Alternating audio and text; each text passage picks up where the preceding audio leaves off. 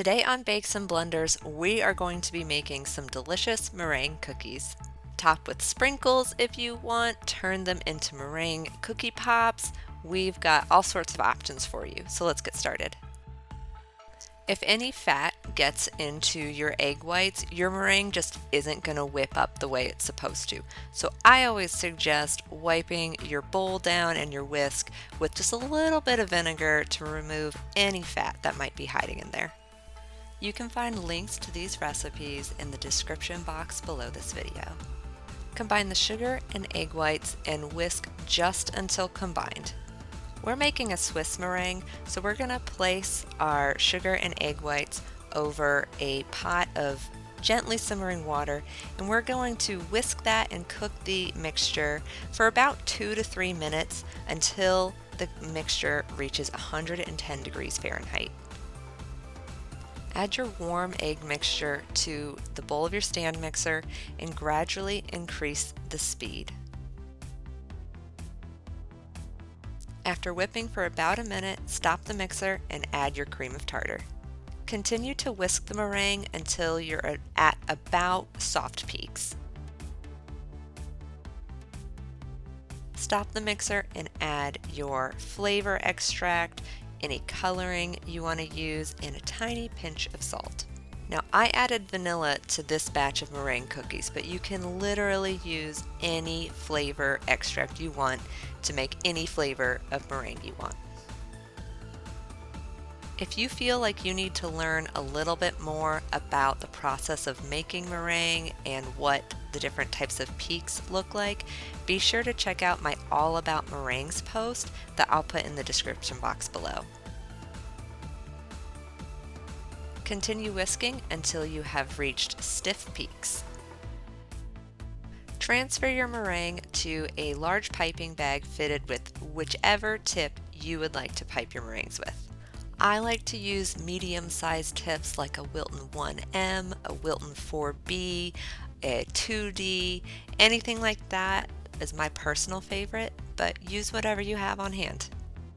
Line your baking sheets with some parchment paper, and you can use a little bit of that leftover meringue to dab in the corners to hold your parchment paper in place. As much as I love my silicone baking mats, I do not love using them for meringue because we're going to try and dry out this egg and sugar mixture, whereas that silicone mat will trap the moisture in. And start piping. These meringue cookies will not spread in the oven, but you do want to allow a tiny bit of space for some airflow so that they will bake and dry out evenly. And pipe whatever feels good to you. Pipe some plops or kisses like I'm doing. You can do swirls, you can do little wiggly piles of meringue, anything that looks good. My one suggestion is to try and keep them all about the same size so that they will bake evenly. Now, if you really want to jazz them up, go ahead and add some sprinkles on top. You can find links to the products that I've used in the description box below this video. To pipe meringue cookie pops, I like to first put a little dab of meringue down just to hold the stick so it doesn't shift while I'm piping the rest of the cookie pop. Once the stick is secure, go ahead and pipe a swirl, and again you can decorate with sprinkles if you want. To save on space, as you can see, I kind of alternated which side I piped the meringue cookie pop on. That way the sticks can be really close together. You can get as many onto a baking sheet as possible. Now, like I mentioned earlier, with meringue cookies, we're not trying to bake them the way you would bake traditional cookies. It's more about dehydrating them and removing all of the moisture. We'll be baking the meringue cookies at a very low temperature, only 225 degrees Fahrenheit, and we'll be baking them for a very long time, anywhere from 1 to 2 hours. I find that usually an hour to an hour and 15 minutes is good enough for me, but if you made your meringue cookies very large, it might take all the way up to 2 hours. You know that they're done baking when you can gently remove one of your meringue cookies from the baking sheet and nothing sticks.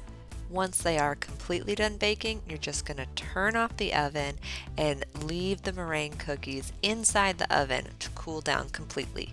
This will take several hours, and you can even leave them in there overnight. Humidity and moisture are the mortal enemy of meringue cookies.